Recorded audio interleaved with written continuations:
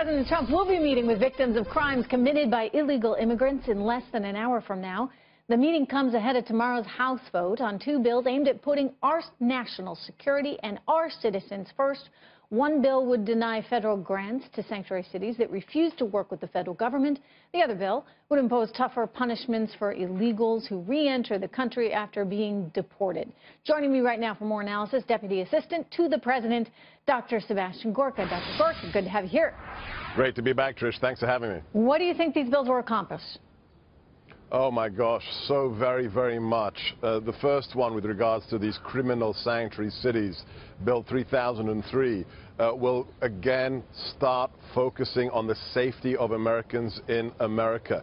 The idea that you can have cities that refuse to comply with federal immigration laws, that's going to end. If they wish to do so, then the monies that they are getting in federal grants from the Department of Homeland Security and DOJ, they're not going to get those monies anymore, and they will be reprogrammed to those cities, those communities that obey federal laws that are designed to keep Americans safe. So that law, incredibly important. No more sanctuary cities getting away with literally murder. And secondly, Kate Steinle's law, the Bill 3004. Remember this tragic story. A beautiful young woman cut down in her prime by an individual who had been deported 5 times. You heard that right. 5 times. And he had been arrested 7 times, by the way. Right. I mean, so this was not a good guy, yet somehow he managed to keep coming into this country, and we allowed him to be here? Not we. The Obama regime, which is what I call it, didn't want the CBP, didn't want DHS to execute their mandate. You remember the catch and release policies, allowing people off on their own recognizance. Not anymore. When this bill passes, individuals who have been deported before, if they try and come back, they will get up to 2 years in federal prison. If we have convicted them here and then deported them and they come back, they will get a maximum of 25 years in federal prison to keep Americans safe, Trish. So we're going to get tough on this.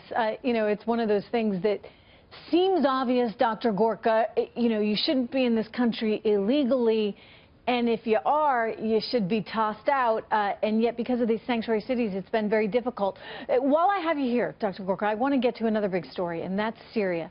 Because we have the White House now issuing a very stern warning to Bashar al-Assad, saying, look, you cannot use chemical weapons on your own people. And if you do, that's going to be a big, big problem, and you are going to pay the price. What kind of intelligence are you getting, Dr. Gorka, that suggests he's readying to do that? Well, we're not going to get into the fine details because we don't want our enemies to understand how we acquire this information, but it's related to the Air Force site that we already hit with 59 cruise missiles, and it was clear indications, unequivocal indications, that they were preparing to make another chemical weapons attack. The president drew a line in the sand, and he warned them that if you do this again, there will be significant damage done to your forces and to your interests. What does that mean? Significant? I mean, are we then going to go and bomb the heck out of these guys and say, Bashar al-Assad, you're done? Are we engaging in a kind of warfare, a real war there in Syria if he does it? We are there to destroy ISIS. The president has deployed our capabilities to destroy, obliterate ISIS. We are not there to go to war with the Syrian regime or Russia or anybody else.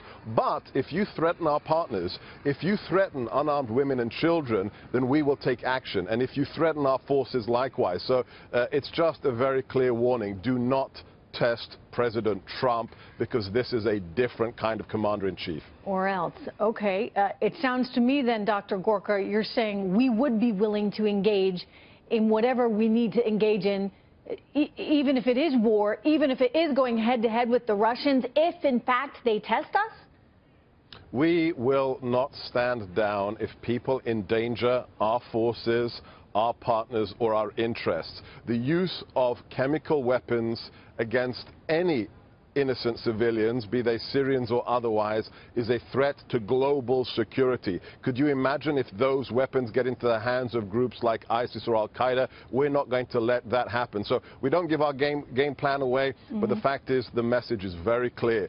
Don't do it, Damascus. Dr. Gorka, thank you.